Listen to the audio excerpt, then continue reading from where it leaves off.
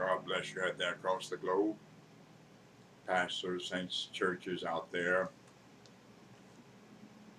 Always keep your paper and pencil when you turn to me, because when you do, you're going to need it.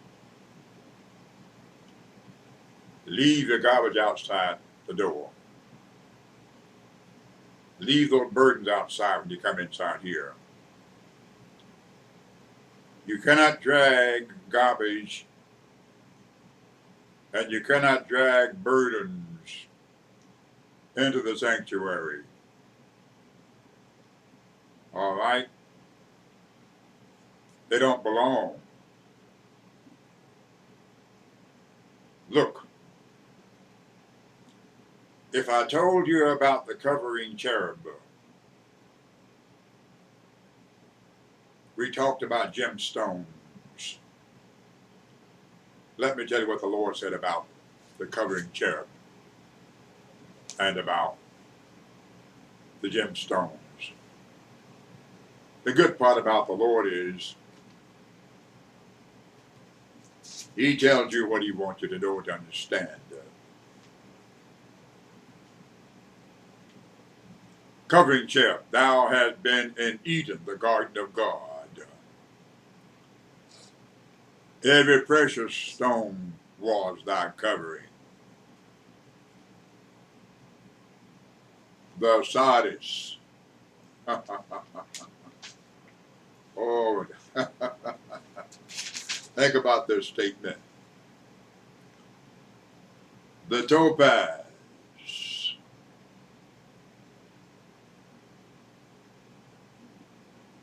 The diamond, the beryl, the onyx,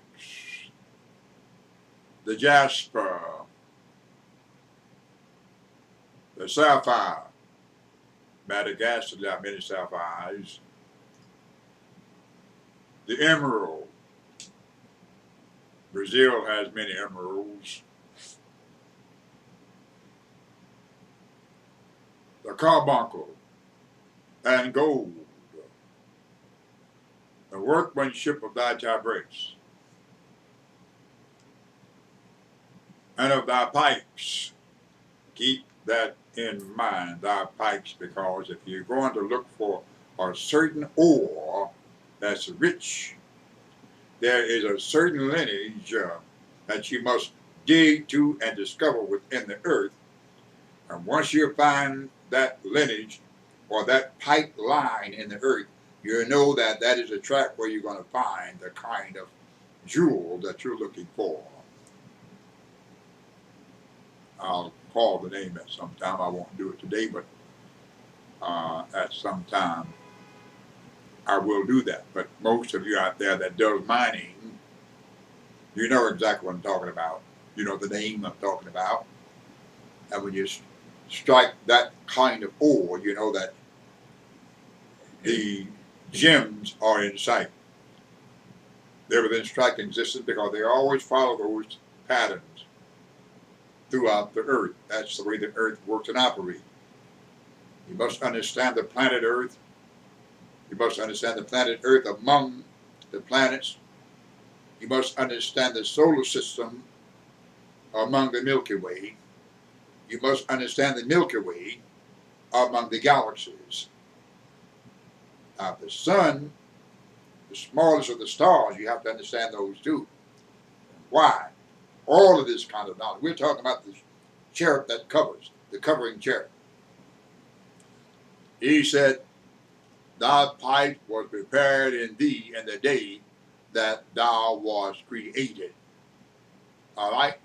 All of this, I could go on and on and on. Let me give you a couple more. Thou art the anointed cherub that covered this, what it just said.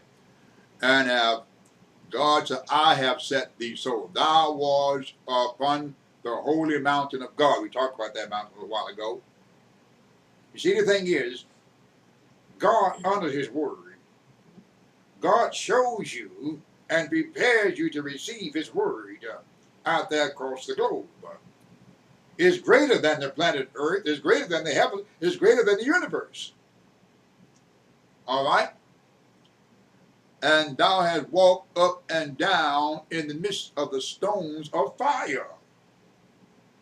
I'm reading this kind of carrying on here before I go back over to Luke, because you need to understand this kind of knowledge coming from the scriptures, coming from the word. Not coming from me, but coming from this word here. All right? This book here. See this book here? That book right there.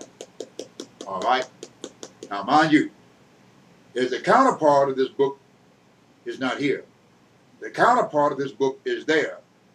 It's called the Book of Life. Here's the Book of Earth. On earth, that's the Book of Life in heaven. That's where the counterpart of this book is. Think. 22 letters wrote 5 books. In today's society, 27 letters or alphabets wrote 66 books. I told you every once in a while God's going to drop some knowledge and wisdom at you to understand. You don't have to listen if you don't want to. It's up to you. But if you don't, you won't hear what God says freely.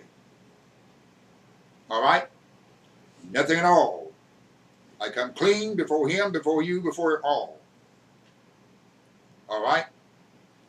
Let's get on back over. That's covering cherub. Except one thing. He said, thou was perfect in thy ways. Whoops. Did he say that? Thou was perfect in thy ways from the day that thou was created. You notice that?